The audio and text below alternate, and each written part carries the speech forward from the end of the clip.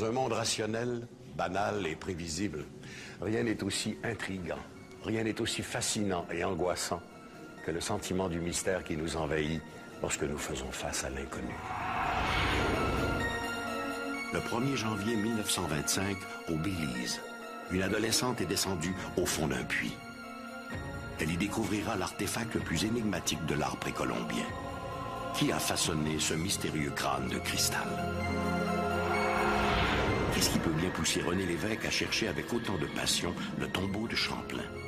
Logiquement, l'endroit de cette sépulture devrait être connu de tous. Pas vraiment. Ce que les journaux avaient annoncé comme la traversée triomphale de l'Atlantique par 2 pilotes français se change bientôt en un mystère.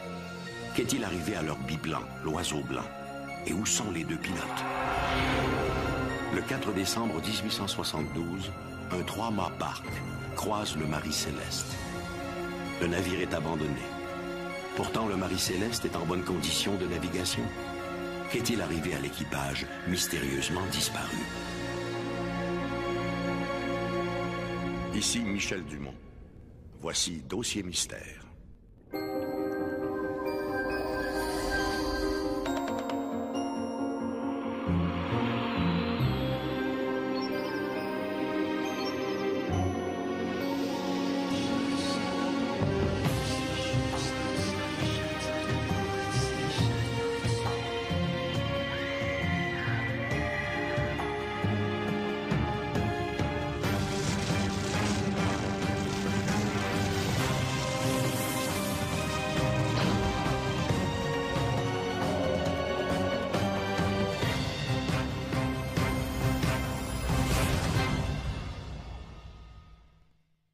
Pour beaucoup d'entre nous, l'archéologie est synonyme d'aventure. C'est Indiana Jones livrant un dernier baroud d'honneur pour sauver les plus fabuleux trésors de l'histoire. Mais tout cela n'est que du cinéma. Vraiment? Un Britannique a inspiré le caractère de ce héros imaginaire, et sa fille adoptive, une franco-ontarienne, a peut-être fait la plus importante découverte de tous les temps.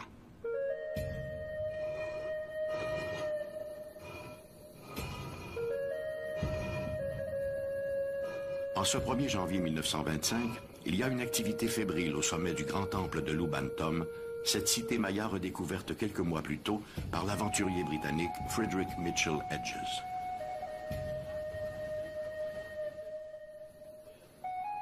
C'est un jour très spécial. Une semaine plus tôt, la fille adoptive de Mitchell Hedges, Anna, a remarqué, en regardant par une fissure entre les dalles du temple, un objet brillant tout au fond du puits.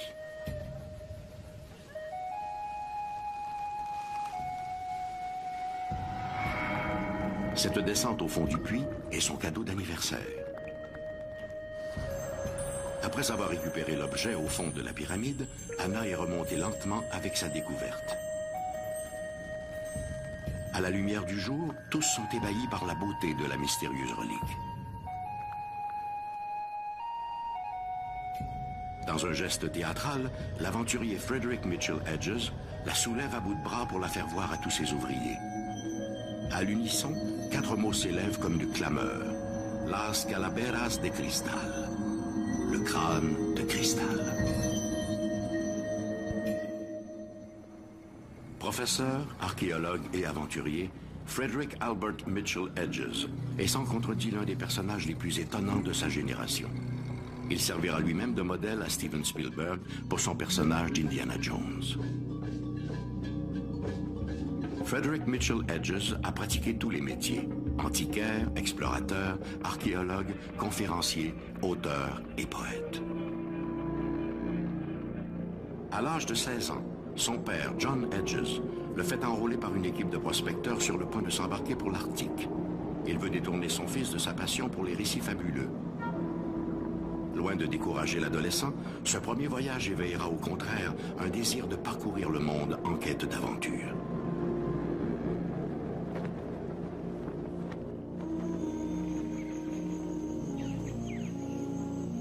La fascination et le respect de Mitchell Hedges pour les peuplades indigènes sont déjà notoires. Durant son séjour parmi ces tribus indigènes, les carnets de voyage du jeune aventurier constitueront l'une des toutes premières études ethnologiques de ces peuplades.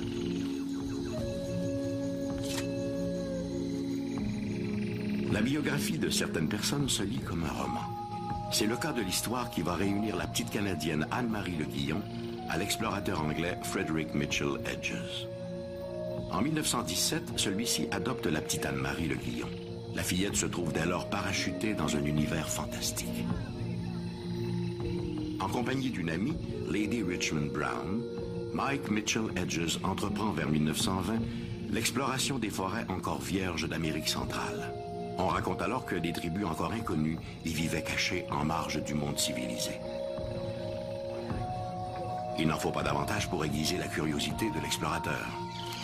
À l'issue de 1000 péripéties, des crocodiles du Rio Grande aux fièvres de la malaria, Mitchell Hedges met à jour, 4 ans plus tard, les importantes ruines de Lubantum, une cité maya construite 1000 ans plus tôt.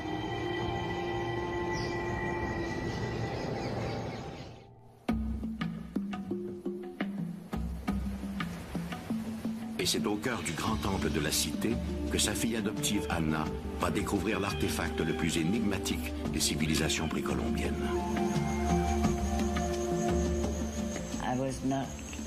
Je n'étais pas autorisée à monter sur aucun des bâtiments de Lubantum. J'aurais pu avoir un accident et mon père était très protecteur. Mais un jour, j'ai entendu 2 indigènes mayas dire que si l'on montait sur l'un des bâtiments, on pouvait voir à des milles à la ronde. Ma curiosité a été plus forte et je suis montée au sommet.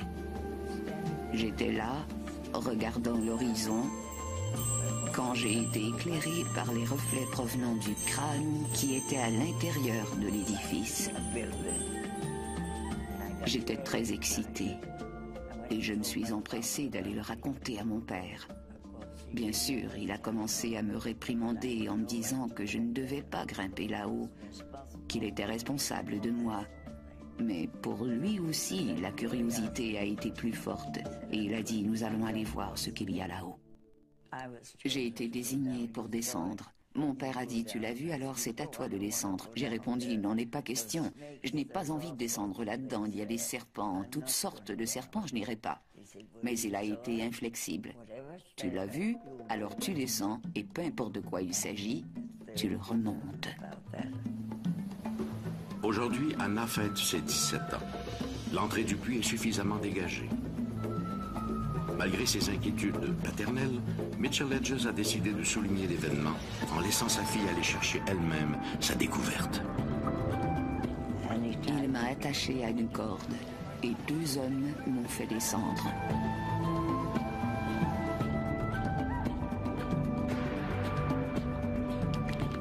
La seule chose que je voyais, c'était encore cette lumière. Je l'ai pris, je l'ai enveloppé dans mon chemisier et je l'ai remonté.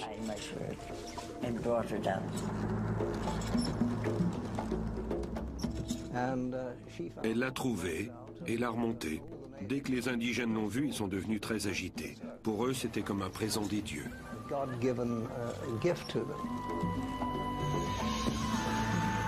Tous ont les yeux rivés sur le joyau qu'elle tient précieusement.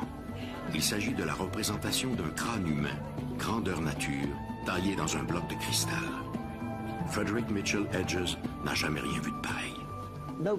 Lorsqu'il a été découvert, personne ne savait exactement de quoi il s'agissait et d'où il venait. Sauf que c'était là un extraordinaire artefact. La partie supérieure du crâne a été découverte en premier. Peu après, on a trouvé le maxillaire inférieur.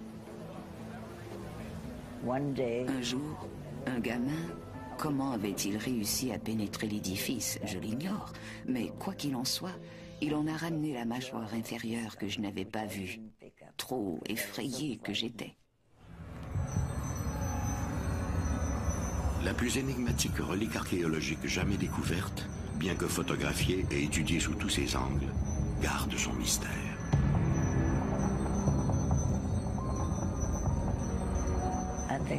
Je pense que le véritable secret du crâne réside dans son utilisation comme objet de guérison. Il a guéri de nombreuses personnes et rendu leur vie plus supportable, plus agréable. Le crâne doit savoir que vous croyez en lui et que vous lui faites confiance. Le crâne de cristal aurait été fabriqué il y a quelques 17 000 ans afin de transmettre aux générations futures un savoir universel. Cette connaissance serait-elle importée d'un autre monde? Quelle était son utilité? Pourquoi ces artisans mayas ont-ils choisi de lui donner un tel réalisme alors que leur art est invariablement plus stylisé? Quand a-t-il été créé? Et pourquoi est-il fait de cristal? Depuis l'avènement de l'électronique et en particulier de l'informatique, nous savons que le cristal peut être utilisé pour emmagasiner de l'information. Pour les amateurs d'ésotérisme, le choix du cristal par les artisans mayas aurait beaucoup plus à voir avec ses propriétés mémorielles qu'avec son aspect esthétique. Pour eux, le crâne de cristal serait une sorte de disque dur où les anciens auraient stocké un savoir extraordinaire. Mais si le crâne de cristal est ce que prétendent les mystiques, comment avoir accès à ces connaissances millénaires? C'est ici qu'entre en scène Carol Davis.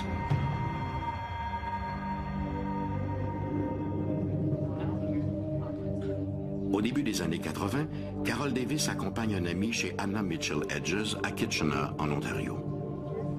Carol Davis est déjà à ce moment-là l'une des plus extraordinaires sensitives canadiennes. Carol Davis n'a alors qu'un intérêt mitigé pour l'archéologie et les civilisations anciennes. Mais dès qu'elle plonge son regard dans les orbites vides du crâne, ses sens s'emballent. Pendant 2 heures, elle sera plongée dans un état de transe en communication directe avec l'esprit du crâne.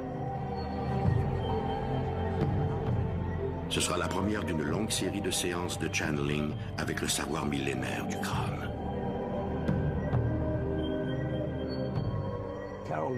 Carol Davis était et est toujours une transmédium respectée et d'une notoriété internationale. Lorsque je l'ai rencontrée, elle avait déjà été en contact avec le crâne. Elle avait psychométrisé le crâne et fait plusieurs séances avec lui, en compagnie de sa propriétaire, Anna Mitchell Hedges. Une légende raconte qu'il y aurait 13 crânes de cristal, gardiens d'un savoir universel. Les descendants des Mayas croient que le jour où les 13 crânes seront à nouveau réunis, ils révéleront leurs secrets. Jusqu'à présent, seulement 6 crânes de cristal ont été découverts. Et les circonstances de leur découverte restent nébuleuses. Le crâne trouvé par Anna Mitchell Hedges est d'une signature si supérieure aux autres qu'on a longtemps pensé qu'il s'agissait d'une œuvre moderne, un faux placé à dessein à l'intérieur du grand temple de Lubantum.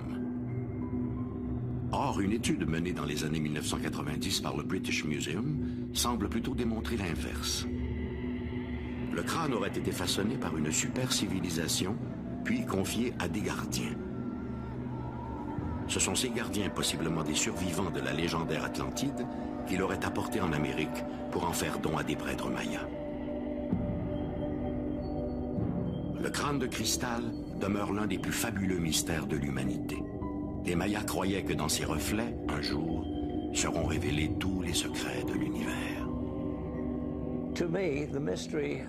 Pour moi, le mystère du crâne de cristal est celui que lui donnent les gens en le voyant, peu importe ce qu'ils ont en tête. C'est comme le calice d'argent, ou toute autre icône du même genre. Les gens placent dans ces icônes ce qu'ils veulent croire et en tirent aussi ce qu'ils désirent. Le crâne de cristal découvert par Anna Mitchell Hedges est l'une des grandes énigmes archéologiques. Quelle était son utilité? Qui en était le propriétaire? Qui l'a sculpté? L'histoire est un curieux mélange de savoir et d'ignorance. Un univers où les certitudes sont rares. Et c'est justement cette ambivalence qui la rend si fascinante.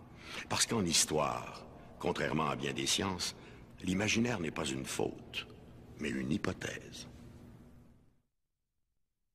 Enquête criminelle, énigmes biographiques, fouilles archéologiques, l'histoire fourmille de zones grises, des incertitudes qui parfois donnent lieu aux plus folles spéculations. C'est justement aux historiens de tracer une frontière entre l'improbable et le vraisemblable. Pour l'un d'eux, un historien de Québec, l'une des plus grandes énigmes de l'histoire de la Nouvelle-France se résume à cette simple question. Où se trouve la tombe de Samuel de Champlain?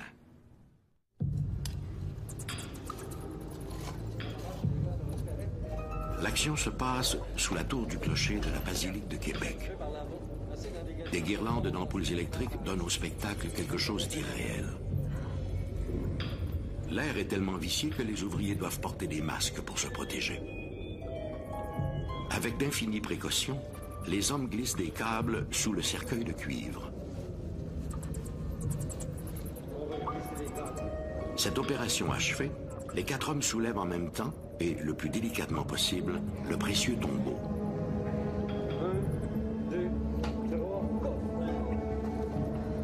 Le moment de vérité approche.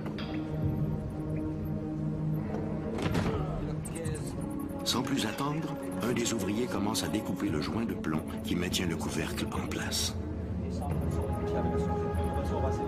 À mesure que progresse le découpage, tous s'interrogent. S'agit-il de la dépouille qu'ils recherchent depuis si longtemps? Finalement, le couvercle glisse sur le tombeau et la dépouille apparaît enfin, admirablement conservée. Se pourrait-il que ces ossements soient ceux tant recherchés de Samuel de Champlain, explorateur et fondateur de la ville de Québec? La quête du tombeau de Samuel de Champlain, le premier gouverneur général de la Nouvelle-France, est aujourd'hui indissociable de son principal artisan, René Lévesque. Né à Québec en 1925, ce fils de commerçant se passionne très tôt pour l'histoire de Champlain. C'est dans l'occasion d'une fête de la langue française. C'était un monsieur Leblanc qui parlait de Champlain avec beaucoup de chaleur. Il était extraordinaire, bonhomme. Il était très, très attirant, autrement dit. Puis on était tous gelés, entendus par ce qu'il disait. Et à la fin, il dit il est mort en 1635 et il serait déposé là-bas. Il rouvre ses bras comme ça en direction du côté de la terre, entre la rue du Trésor, du Fort, Sainte-Anne et Val. Alors, il dit, à part de ça, sous la terrasse, il y a le Fort Saint-Louis, fait par Champlain lui-même. C'était assez pour que je tombe amoureux de Champlain. Pour le jeune René Lévesque, la quête vient de commencer. Dès le lendemain, l'adolescent se faufile sous la terrasse du Frein. Alors qu'il longe ce qui autrefois était une partie des remparts de l'ancienne ville, il peut presque ressentir les effluves du fondateur de Québec. Pour lui, cette quête a quelque chose de mystique.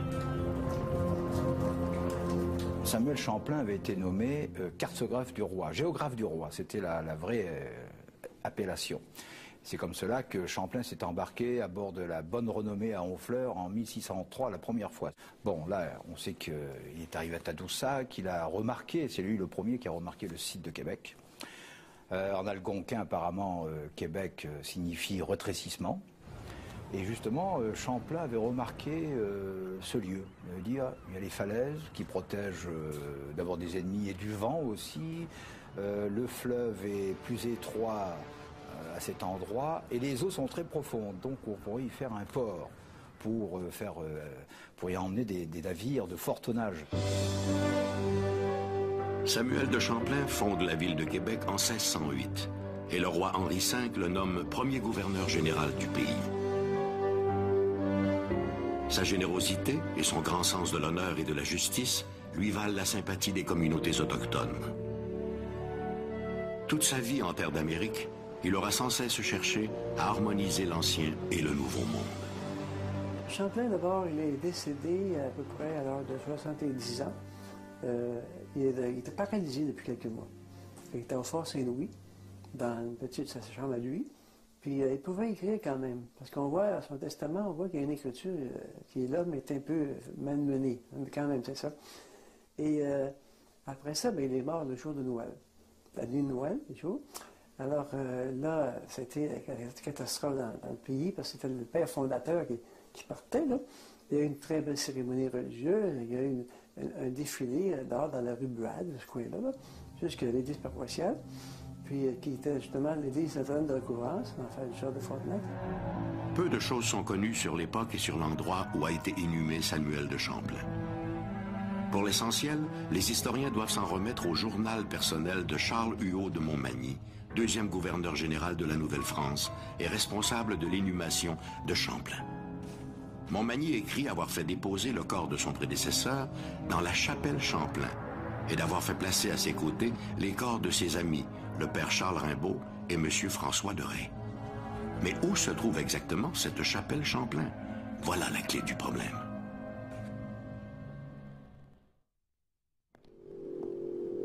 Vers 1950, la découverte de 2 manuscrits ravive l'intérêt pour le tombeau de Champlain. Ces documents évoquent la location de 2 domaines situés au cœur de la vieille ville. Les historiens ont une idée assez précise sur l'endroit où se situaient ces concessions.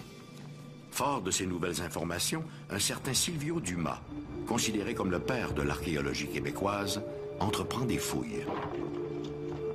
Au nombre de ces jeunes terrassiers se trouve bien entendu René Lévesque, qui n'a pas hésité à prêter son aide bénévole pour participer aux recherches.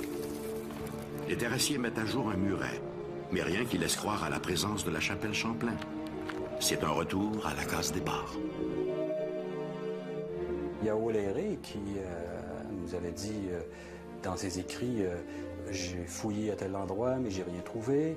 Et puis René a dit il faudrait peut-être fouiller un peu plus profondément à l'intérieur de la basilique. Et on a trouvé ce petit alcôve-là qui était assez fort intéressant et qui était rempli. Tous les endroits avaient été fouillés, sauf cet endroit-là. Alors là, on a commencé à fouiller. Et quand on a trouvé la tombe, en particulier, là, on s'est demandé, est-ce que c'est vraiment l'endroit où pourrait être enterré Champlain? Il y avait des ossements, beaucoup d'ossements humains, parce qu'ils ont fait une tranchée déjà pour des fils, je ne sais pas trop quoi, ou des tuyaux, puis ça avait rangé plusieurs sépultures. On est bien placés. Jean-Claude trouve une pièce de monnaie comme 535 ou 36 dessus, en partant. Et on dit, oh, ça commence à être intéressant. Malheureusement pour René Lévesque et son équipe, les restes n'étaient pas ceux de Champlain, mais ceux d'un officier du culte. La peau brunie comme un cuir mal tanné donne au corps des allures de momie. Le défunt repose dans des vêtements d'apparat, soutane colorée et une croix en or. La dépouille semble dévisager les profanateurs qui ont osé troubler son sommeil. Le père Vigin, c'est un père jésuite. C'est un père jésuite belge, mort en 1879.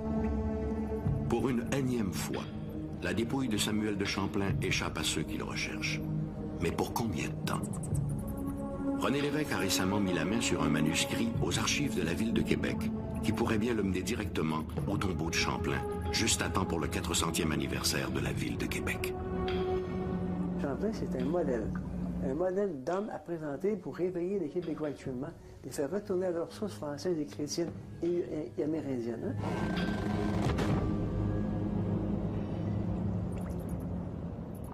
Dans leur quête de la vérité, les historiens, comme les policiers, ne doivent négliger aucun indice. C'est grâce à la persévérance, et parfois à l'entêtement, que l'histoire révèle des secrets là où tout paraissait limpide. Sans ce travail de bénédictin, l'histoire prendrait vite des allures de roman sans surprise. L'histoire fourmille d'épopées inachevées et de héros disparus. Des aventures qui n'ont jamais connu de dénouement. Au début du 20e siècle, les gens ont vu apparaître au-dessus de leur tête de bien curieux fous volants. Ces casse-cous allaient, par leur audace, donner le coup d'envoi de la conquête du ciel. C'était l'ère des frères Wright, des grands dirigeables, et de Charles Lindbergh. C'était aussi l'époque de l'oiseau blanc. «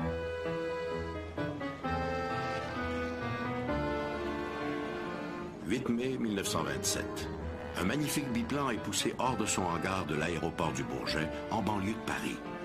Des centaines de curieux sont réunis pour applaudir l'exploit que souhaite réaliser le tandem Charles Nungesser et François Colly. À bord de cet avion, ils tenteront de devenir les premiers aviateurs à franchir l'océan Atlantique sans escale. Après avoir consulté les derniers relevés météo et serré les mains de quelques amis, les deux pilotes décollent en direction de l'Amérique.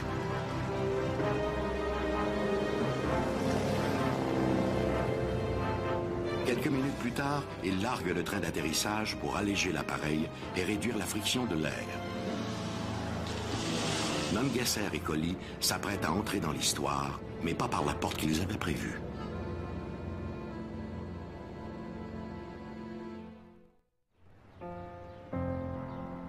Au début de 1927, de nombreux aviateurs sont engagés dans une course contre la montre. Tous veulent être les premiers à franchir l'Atlantique sans escale et ainsi remporter le prix Orteig, assorti d'un montant de 20 000 $. C'est un tandem français, le navigateur François Colly et le pilote Charles Nungesser, qui ont été les premiers à tenter l'exploit au printemps de la même année. Charles Nungesser était l'un des plus fameux pilotes français de la Première Guerre mondiale. On lui reconnaissait officiellement avoir abattu 45 avions, mais officieusement on parlait volontiers de 107. Chaque fois que Charles Nungesser montait à bord d'un avion pour réaliser ses exploits, il s'assurait d'y apposer sa signature. Un macabre dessin représentant un cercueil et un crâne à l'intérieur d'un cœur noir. Quand on lui demandait ce que cela signifiait, il répondait « Un cœur vaillant ne craint jamais la mort, même dans ses pires aspects. »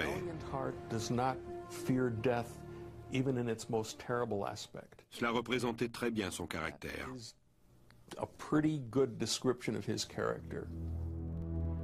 La témérité et le courage déjà légendaire de Charles Nungesser étaient un atout précieux pour réaliser l'exploit. Il n'y avait pas de temps à perdre, parce que de l'autre côté de l'Atlantique, l'Américain Charles Lindbergh frappait à la porte. Nungesser s'est donc associé à François Colly pour l'accompagner dans cet audacieux projet. François Colly était surnommé le Diable borgne à cause du monocle noir qui lui couvrait un œil. Souvenir de la guerre. C'était un excellent aviateur qui n'avait peur de rien.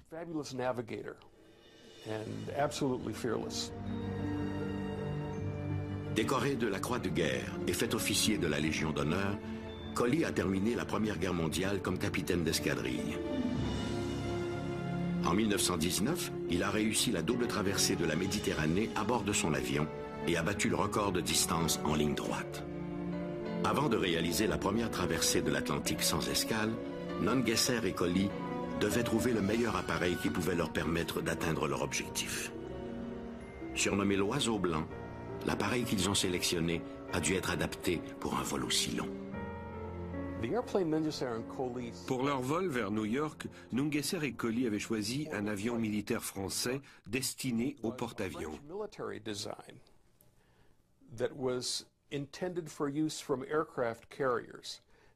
Un appareil de conception géniale. En cas d'avarie, le train d'atterrissage pouvait être largué. Et son fuselage semblable à la coque d'un bateau lui permettait d'amérir en attendant les secours. En se délestant du train d'atterrissage une fois en vol, le poids de l'avion était considérablement réduit, un élément important compte tenu de la grosseur du biplan. L'avion était immense, d'une longueur de 9 mètres et d'une envergure de 17 mètres. Il avait une capacité de 3800 litres d'essence. C'était la première fois qu'un avion réussissait à décoller avec assez de carburant pour tenter une traversée de l'Atlantique. Et tout le monde croyait qu'ils allaient réussir. Finalement, le 8 mai 1927, comme prévu, les deux aviateurs décollent à bord de l'Oiseau blanc. Les deux pilotes français sont littéralement isolés du reste du monde. Question de minimiser au maximum leur poids, ils ont choisi de ne pas embarquer de radio. Un choix plutôt téméraire vu les circonstances. Pour se guider, ils doivent s'en remettre essentiellement à leur expérience et aux instruments rudimentaires de bord. Mais en principe, l'itinéraire est simple. Ils doivent voler vers la pointe sud de l'Irlande, virer plein ouest jusqu'à Terre-Neuve, puis, une fois en vue des côtes, mettre le cap au sud jusqu'à New York. Un itinéraire simple, en principe. Nous ne sommes certains que d'une seule chose. Durant la première partie de leur vol, ils ont été accompagnés par des avions militaires français jusqu'au littoral. L'équipage d'un sous-marin anglais a été témoin du vol de l'Oiseau blanc au-dessus de la mer. Les Britanniques ont décrit ses couleurs, bleu, blanc et rouge sur la queue, les rondelles sur les ailes et le sigle noir en forme de cœur.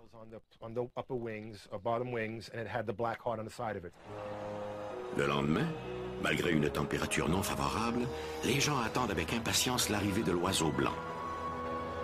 Le port de New York est rempli de bateaux et tous cherchent à savoir où en sont Nungesser et Collie.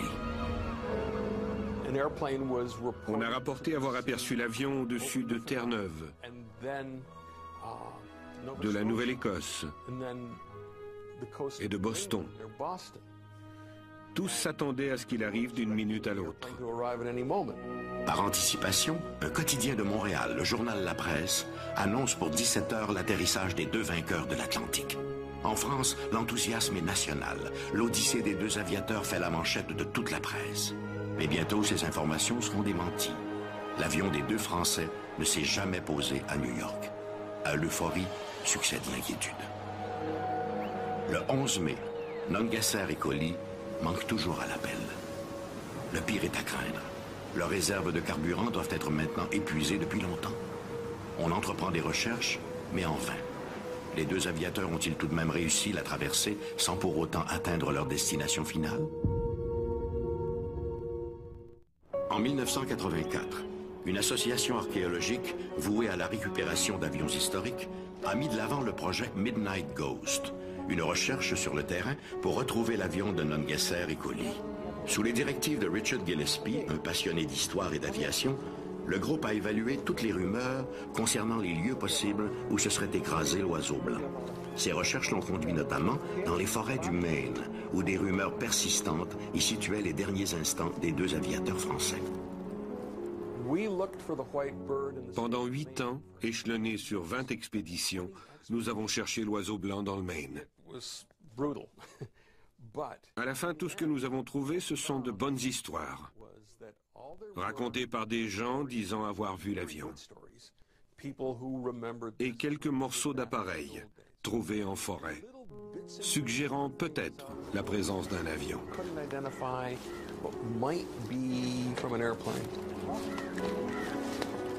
Pour ajouter au degré de difficulté, le groupe a aussi retrouvé au fil de ses nombreuses recherches des morceaux provenant d'autres appareils sans lien avec l'avion de Nungesser et Collie. En 1992, ils se sont tournés vers la péninsule d'Avalon, à Terre-Neuve. À en croire les comptes rendus de l'époque, un avion aurait été aperçu dans le ciel de l'île au lendemain du départ de Nungesser et Collie pour New York.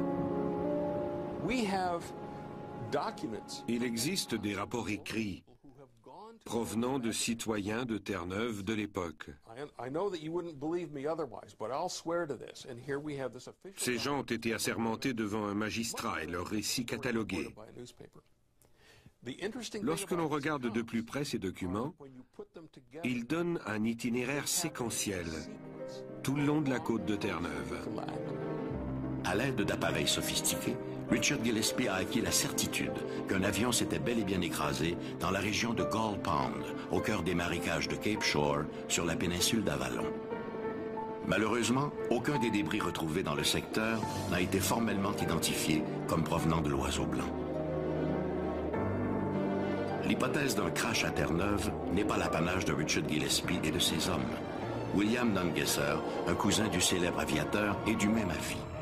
Il croit lui aussi que des fouilles plus poussées permettront d'éclaircir le mystère entourant les derniers instants de Nungesser et Collie. À Terre-Neuve, il existe plusieurs petits étangs creusés par les glaciers qui ne sont pas très profonds, pas plus de 3 mètres.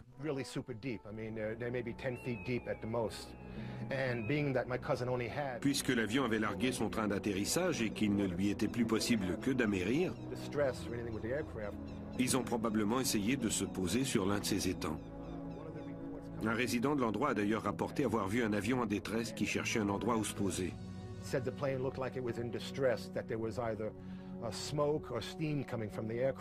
Cette version d'un atterrissage à Terre-Neuve est très intéressante.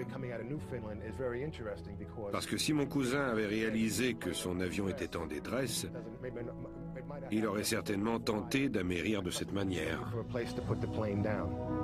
La solution à l'une des plus grandes énigmes de l'aviation repose-t-elle au fond de quelques marécages de Terre-Neuve? François Colly et Charles Nungesser ont-ils trouvé la mort loin de chez eux, en terre canadienne? En décollant du Bourget par cette fraîche matinée de mai 1927, François Colly et Charles Nungesser espéraient se tailler une place dans l'histoire de l'aviation. Ils ont plutôt ouvert la porte à l'Américain Charles Lindbergh, qui a réussi la traversée quelques jours seulement après leur tentative infructueuse. La disparition de l'avion de Nungesser et Colly s'inscrit dans les grandes énigmes de l'histoire. Que s'est-il passé à bord de l'Oiseau Blanc? Les deux aviateurs français ont-ils réellement atteint le Canada, comme certains le croient, ou se sont-ils simplement abîmés en mer? Si plusieurs pensent que la découverte de cette épave représenterait la fin de l'énigme, au chapitre des disparitions, l'histoire nous rappelle que le mystère est parfois si complexe que la solution ne représente que le début du questionnement. Il est raisonnable de croire que la disparition de Nungesser et Colly soit liée à quelques problèmes mécaniques. Mais comment réagirions-nous si demain, des archéologues annonçaient avoir découvert l'Oiseau Blanc au milieu de la forêt, encore en parfait état de marche? La surprise et l'étonnement, sans doute. Et c'est probablement ce qu'ont ressenti les hommes du Dei Gracia lorsqu'ils sont montés à bord d'une autre grande énigme de l'histoire, la Marie Céleste.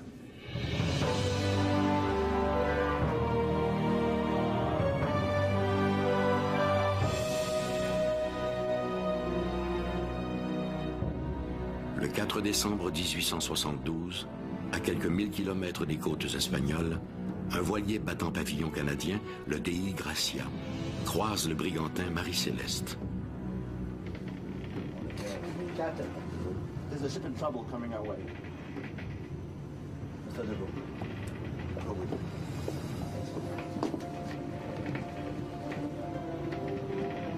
Vu du Dei Gracia, le Marie Céleste semble complètement désorienté.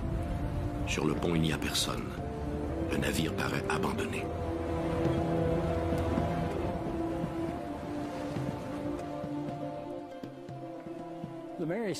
La Marie Céleste, initialement nommée Amazon, a été construite à quelques mètres d'ici.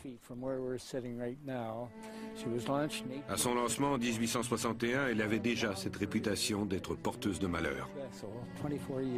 Réputation qu'elle conservera d'ailleurs jusqu'au moment où elle sera sabordée, 24 ans plus tard.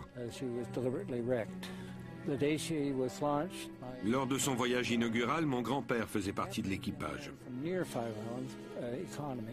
Dès le départ, le jeune capitaine était malade. Une fois arrivé dans la baie de Fundy, le navire a dû rebrousser chemin à cause de l'état de santé du capitaine qui continuait de se détériorer. On l'a ramené à Spencer Island où il est mort quelques heures plus tard.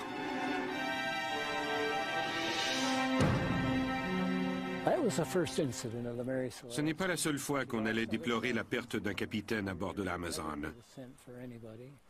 On l'a bientôt surnommé Hoodoo, c'est-à-dire porteur de malheur. En 1867, l'Amazone s'échoue sur des rochers au large du Cap-Breton. On l'a remis à flot et conduit de nouveau à Spencer Island, où il a été entièrement restauré. Sa longueur a été portée à 31 mètres et son tonnage à 282 tonnes. Ses propriétaires ont été obligés de vendre l'Amazon à un armateur de New York. Mais la superstition était toujours bien présente. On l'a alors renommée Marie Céleste, en espérant que ce nom briserait son aura de malchance. Ce ne fut pas le cas. On la retrouve ensuite naviguant à destination de Gênes en Italie avec une cargaison de 1700 barils d'alcool. Elle n'arrivera jamais à destination. L'équipage disparaît entre Staten Island et Gibraltar. Pour le capitaine du Dei Gracia, David Reed Morehouse, cette rencontre a quelque chose d'ironique. Non seulement il connaît bien le capitaine du navire moribond, Benjamin Briggs, mais il y a quelques semaines à peine, les deux navires ont appareillé du port de New York. Étrange coïncidence. Morehouse demande à ses hommes de se rendre sur le Marie Céleste pour enquêter. Lorsque l'équipage du Dei Gracia l'a aperçu, la Marie Céleste avançait lentement. Les marins ont fait des appels dans cette direction, mais sans succès. Le seul signe de détresse apparent était un câble qui pendait à la poupe.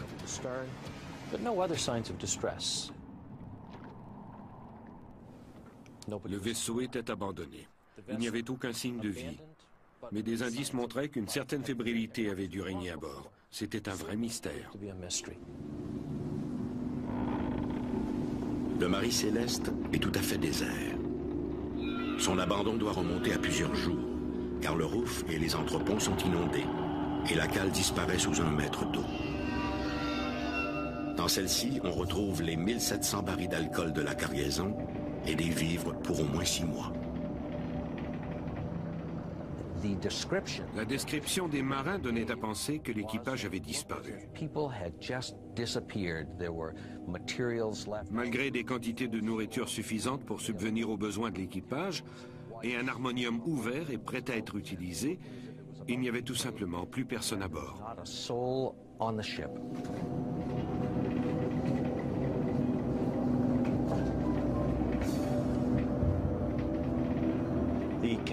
La cabine du capitaine était en partie inondée et en désordre. Les instruments de navigation et le journal de bord étaient manquants. Une dernière entrée sur l'ardoise du bord datait du 25 novembre, une semaine plus tôt.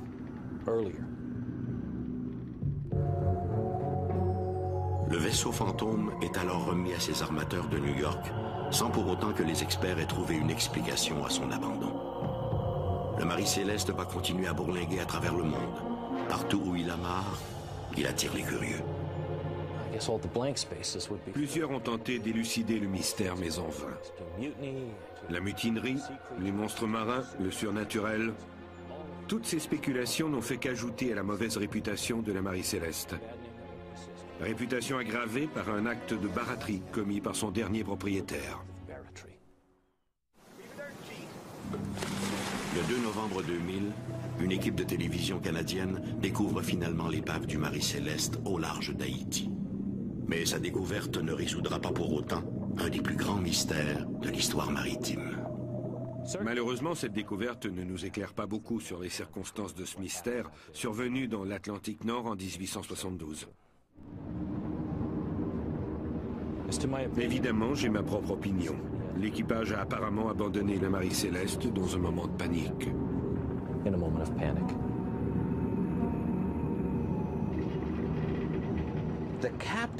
Le capitaine de la Marie Céleste, Benjamin Briggs, avait la réputation d'être un homme rigide et très religieux. Il n'avait aucune expérience dans le transport d'alcool.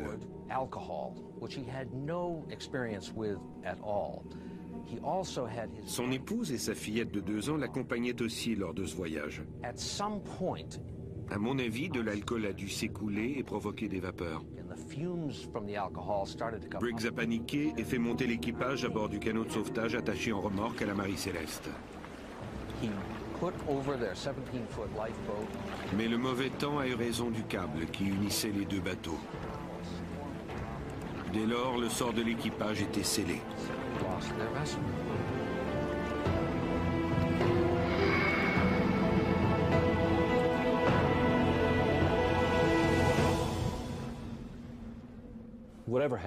Peu importe ce qui est arrivé, ce mystère est synonyme de tragédie. Des histoires de navires abandonnés et de marins perdus en mer sont encore rapportées de nos jours. L'océan est vaste et cache plusieurs secrets. Les découvrirons-nous un jour?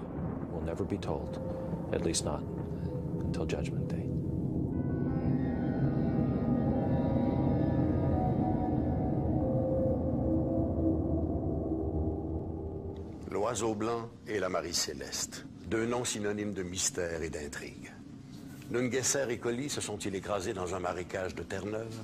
L'équipage de la Marie Céleste a-t-elle abandonné le navire sans réfléchir aux conséquences de ses actes?